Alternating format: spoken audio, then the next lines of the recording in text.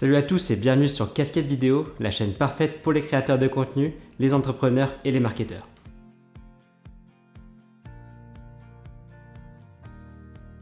Vu la situation d'aujourd'hui, on est de plus en plus à vouloir se lancer sur les réseaux sociaux. Et ça peut être top pour booster sa notoriété ou se faire un nom sur son propre domaine. Et pour ça, le réflexe qu'on peut tous avoir, c'est de lancer sa propre page Facebook, sa page Instagram et inviter toute sa famille et tous ses amis à liker la page. D'ailleurs, merci maman de suivre toutes mes vidéos. Et honnêtement, entre nous, est-ce que ça peut faire vivre notre business? Combien de clients est-ce que vous pouvez espérer avoir avec ces techniques? Le problème, c'est que vos proches ne sont pas votre cible, sauf si peut-être vous vendez de la bière ou du bon fromage. Bref, vous pouvez avoir beaucoup de followers, mais ces personnes ne vont sans doute pas vous faire vivre. Du coup, dans cette vidéo, je vais vous donner 4 tips pour vous aider à vous lancer sur les réseaux sociaux efficacement. La première chose à faire, c'est de trouver votre réseau pilier. C'est vrai que mathématiquement, plus vous êtes présent sur de nombreux réseaux sociaux, plus vous êtes présent sur les réseaux sociaux. Mais quand vous cherchez à être présent partout, vous pouvez vite vous éparpiller et perdre votre régularité, votre qualité et surtout avoir du mal à atteindre vos propres objectifs. Du coup, au début, je vous conseille de trouver votre réseau social pilier. C'est le réseau qui va permettre de bâtir votre business. Celui qui va vous aider à trouver votre approche, trouver la bonne cible qui va bien. Et comme ça, vous allez pouvoir créer du contenu de qualité dès le début, un contenu qui sera adapté à votre future audience. Ça va aussi vous permettre d'adapter votre ton, d'adapter votre contenu et optimiser tout ça pour créer du contenu quali dès le début. Avec un contenu de qualité et bien ciblé, vous allez pouvoir créer une audience fidèle et qualitative qui sera intéressée par votre projet et qui sera bien plus simple à convertir. Par exemple, nous, notre réseau pilier, c'est YouTube. Et vu qu'on est plutôt à l'aise sur le format vidéo, on n'a pas hésité longtemps avant de baser notre stratégie de contenu dessus. Par contre, dans le but de toucher plus de monde, on est présent sur d'autres réseaux sociaux. D'ailleurs, c'est le tips numéro 2, diversifier vos réseaux sociaux.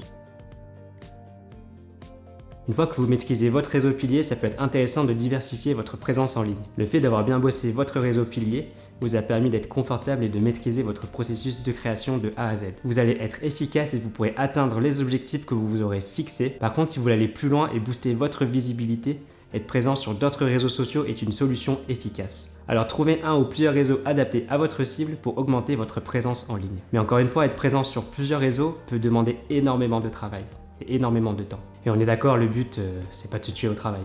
Mais à chaque problème, une solution.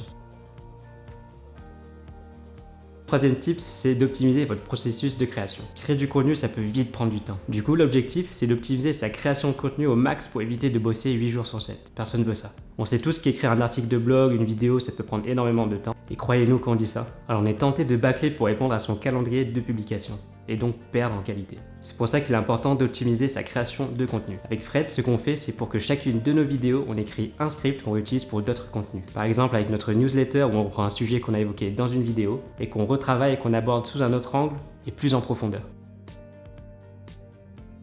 Le quatrième tip que je peux vous donner quand vous vous lancez sur les réseaux sociaux, c'est de recycler votre contenu. Une autre astuce pour améliorer votre processus de création, c'est le recyclage de contenu. Pour ça, vous pouvez switcher le format d'un contenu que vous avez déjà publié, par exemple avec un article de blog qui a bien fonctionné, et le transformer en une vidéo qui, elle, va normalement aussi bien fonctionner. De cette façon, vous vous épargnez le temps et l'énergie nécessaires pour écrire un article ou une vidéo en partant de zéro. En plus, ça va vous permettre d'être présent sur d'autres réseaux sociaux. Comme on l'a dit dans le deuxième tips, c'est tout bénef. Une autre façon de recycler son contenu, c'est de reprendre un article ou un script que vous avez déjà écrit et de surligner les mots-clés qui vous paraissent pertinents à étudier plus en profondeur. Vous verrez que certains mots et certains thèmes que vous avez évoqués rapidement dans une vidéo ou un article peut être traité et étoffé dans une autre vidéo ou un autre article, plus en profondeur évidemment. D'ailleurs, c'est ce qu'on va faire avec le recyclage de contenu dans une prochaine vidéo, alors abonnez-vous pour ne pas la rater. Sur ce, bonne journée ou bonne soirée et n'oubliez pas, soyez mémorable. Ciao!